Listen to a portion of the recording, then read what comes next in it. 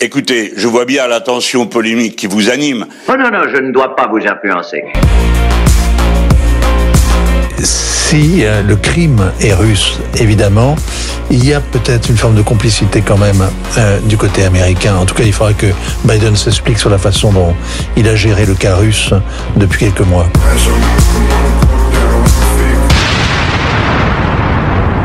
La division et les fractures qui parcourent notre société doivent être surmontées. Il s'agit de dénazifier le régime et de traîner en justice tous ceux qui ont fait couler le sang des innocents. C'est ce que je pensais.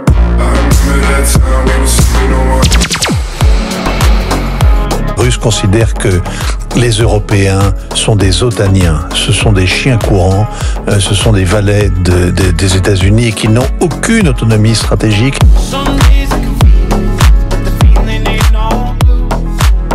Il y a un truc que j'ai jamais pu comprendre. Le porte-parole de Vladimir Poutine qui a tout dit en une phrase. Emmanuel Macron est venu chercher un accord, mais cet accord est impossible parce que Emmanuel Macron est membre de deux organisations, l'Union européenne et l'OTAN, dont il n'est pas le chef. Que l'on aille directement au but, c'est-à-dire en abordant les questions de sécurité qui sont en jeu mutuellement côté russe et côté européen, car nous aussi, Européens et spécialement Français, nous avons des choses à demander. Résumons. Les Russes ne veulent pas de la présence de l'OTAN à leurs frontières. Peut-être peut-on faire comme proposition la démilitarisation ou la neutralisation de l'Ukraine.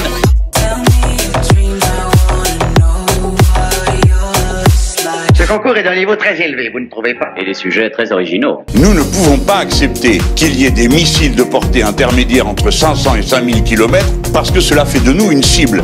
Et nous sommes en droit de dire aux Américains d'une part et aux Russes d'autre part que nous ne voulons pas que de telles armes soient déployées en Europe.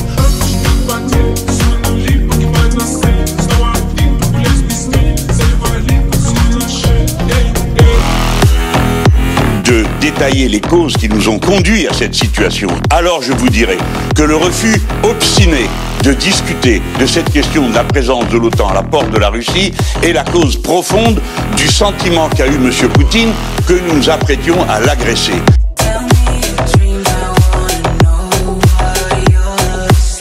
J'ai l'air de plaisanter.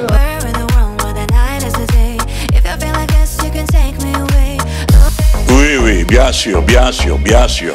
Dès que quelqu'un s'oppose au raisonnement qui semble s'imposer, vous le traitez d'agent de l'ennemi.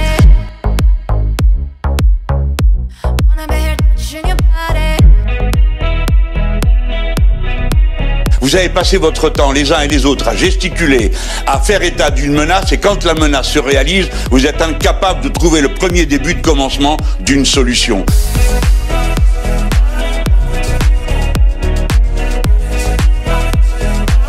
Il faut être capable de faire preuve d'un très grand sang-froid.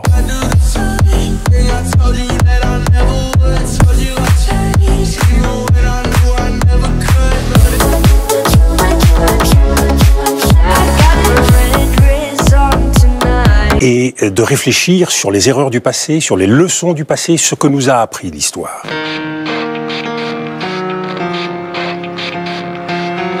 Et de réfléchir sur les erreurs du passé, sur les leçons du passé, ce que nous a appris l'histoire.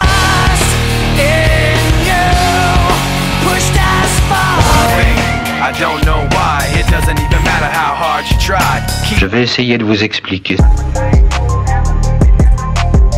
La solution à ce drame ne sera pas militaire. Nous devons être capables d'adopter la bonne stratégie. Jacques Chirac avait coutume de dire que face à un adversaire très déterminé, et c'est le cas de Vladimir Poutine, on ne fait pas de la boxe, on fait du judo.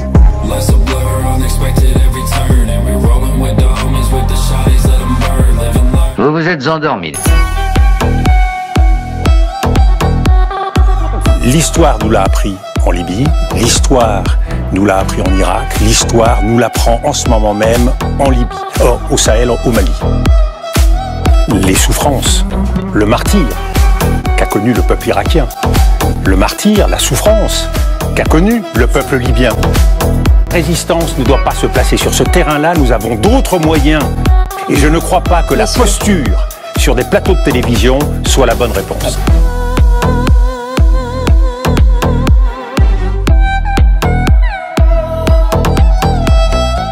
Où ils vont aller pleurer, hein? Alors j'ai mis tout le monde au pas. En tout cas, absolument rassurer les Russes sur l'Ukraine, qui pour eux est un pays russe. C'est là qu'est née la Russie il y a très longtemps à Kiev, et qu'ils ne veulent pas qu'il y ait des armes nucléaires en Ukraine, et qu'ils ne veulent pas que l'Ukraine rentre dans l'OTAN. Ce que je voulais dire, c'est que Poutine était un véritable patriote, qu'il défendait son pays, et qu'il avait relevé son pays après la catastrophe des années 90.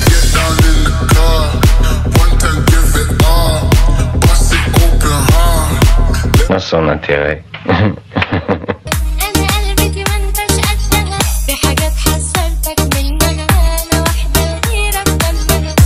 J'ai entendu Hubert Védrine expliquer fort bien cela, et vous savez, quand on humilie un peuple, après, il ne faut pas s'étonner qu'il soit furieux et qu'il ait des réactions furibondes.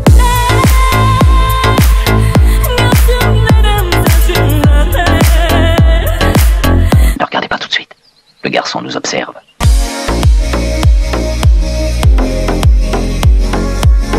Les principaux combats, comme prévu, se déroulent non pas contre les forces régulières de l'armée ukrainienne, mais avec les bataillons nationalistes qui ont la responsabilité directe, comme on le sait, de l'effusion de sang dans le Donbass contre la population civile.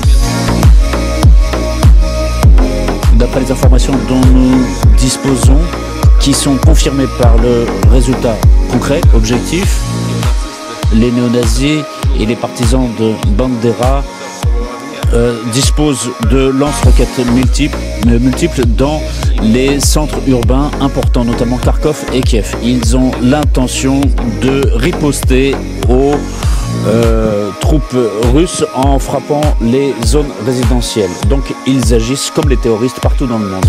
Ils se cachent dans les zones résidentielles, et après ils pourront accuser la Russie de pertes parmi les civils. On sait suffisamment que tout cela se produit sur la recommandation de conseillers militaires étrangers, principalement américains, qui ont pris en otage tout le peuple ukrainien.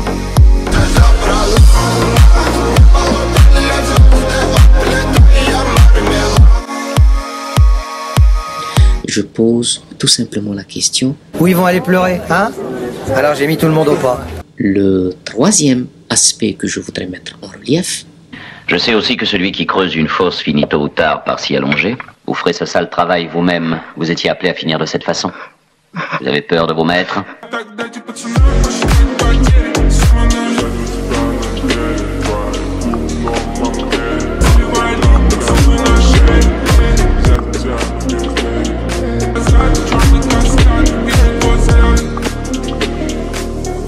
Leurs familles et leurs proches, des parents, des amis, des pans entiers de l'imaginaire français nous ont quittés ces derniers mois. Cette fois, je les connais à plein tube. Je pouvais toujours donner les gagnants, pourquoi perdre les bonnes habitudes? Et ça s'arrête là.